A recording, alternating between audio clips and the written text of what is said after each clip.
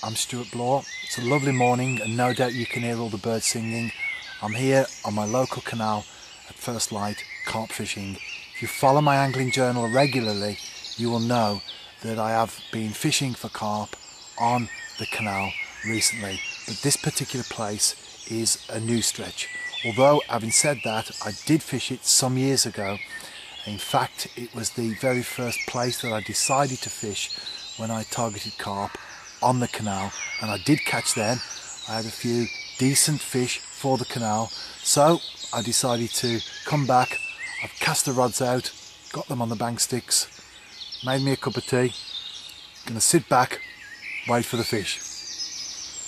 My approach today is that I'm fishing boilie, fishing a 12mm pop-up on the left rod and a 16mm bottom bait on the right rod. M1 boilie from SBS Baits, and I've been casting out with a PVA bag, and in the bag I've got pellets and some boilies as well.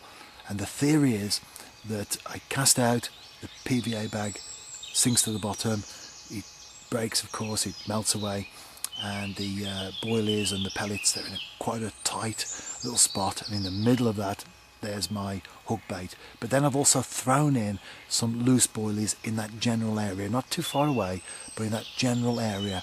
And those loose boilies, the idea is that they will be welcoming signs. They'll be saying to the carp, coming in, the buffet started, and so they'll draw fish in, and then when they home in on the tight bed of pellets and boilies, they'll pick up the hook bait and they'll get caught.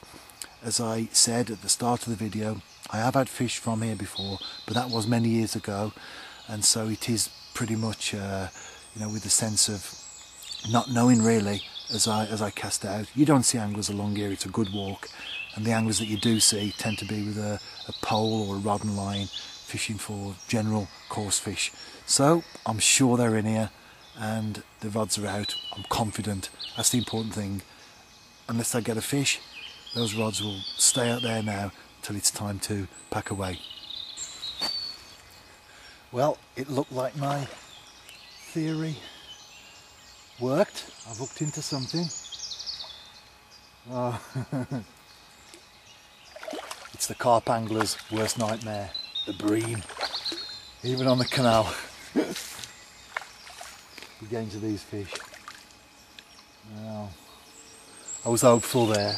It was a little bit of a run actually, which is unusual for a bream, but sometimes find the smaller ones go off more than the big ones. At least I'm not a blanker.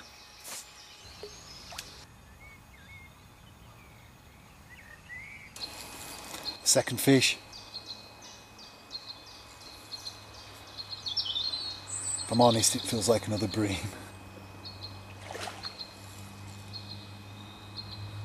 Yeah, I can see it.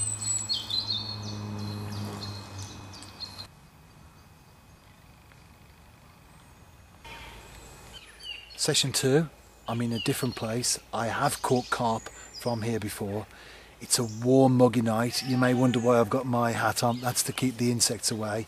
Plus I bought some insect repellent to spray on my arms and my neck and my face in a moment. Being careful, of course, not to get it on the part of my hands that I'll be messing with the baits. That's important. I've put the rods out, got 2 rods out, fishing boilie, the approach as I did first time round on the other section, and it's looking good. I'm about to net a fish. It's a chub though.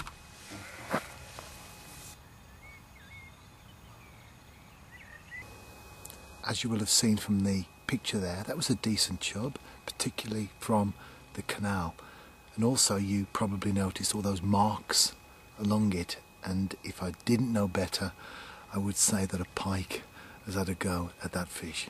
It's amazing, isn't it? I'm fishing a stretch where pike are not noted along here, but like most waters, you just don't know what's in there really, do you? Back on the canal, back after carp, and I'm in a new spot. Well, a new spot for this video so far, but it's where I've been fishing recently and catching some fish. So decided to come and give this particular place session tonight, just very short session. It's gone 9:30 and it's still quite light, so I intend to fish till about 1 a.m, which will give me probably about 3 hours of quality fishing time. And I think it's important to bear in mind as anglers that it's not the length of time that we fish, but rather the quality aspect of it. In other words, it's better to fish 3 hours at the right time than it is to fish all day long when you haven't really got much chance of catching your target species. So, as I always say, and I always set myself up, don't I? Am I confident? Yes, I am.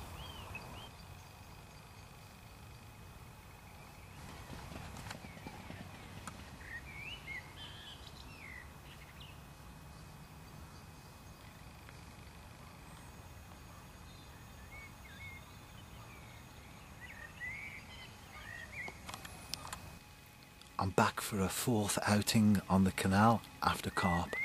Didn't catch anything at all on session 3, not even a run, nothing, absolutely zero. You may wonder, even as an angler, why I do this sort of fishing, why I obviously make it hard for myself.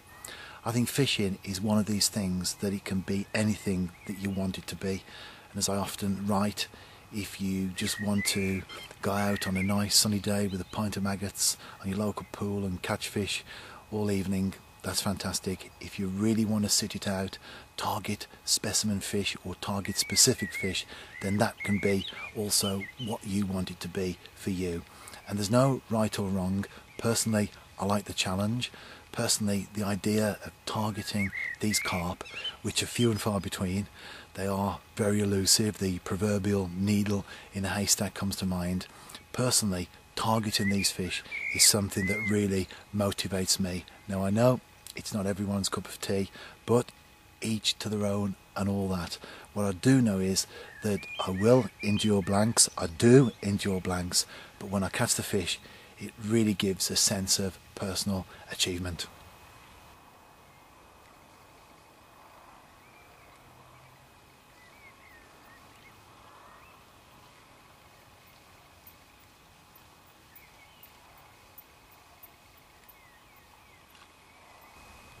I've just had a screaming run, and at that stage you don't know what it is. It could be a big carp or it could be a small chub, and that's what it was. At last, this time it's a carp.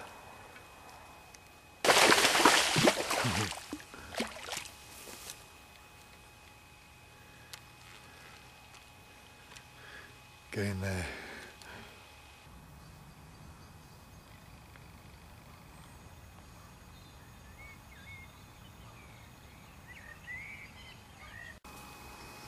Absolutely brilliant. I'm over the moon to catch that fish. It's definitely the biggest carp that I've had from the canal this particular spring time, summertime, as I've been on my campaign. Caught on a 16mm M1, and so I think the heading this week for my angling journal entry has got to be, wait for it, living life in the fast lane with an M1 boilie.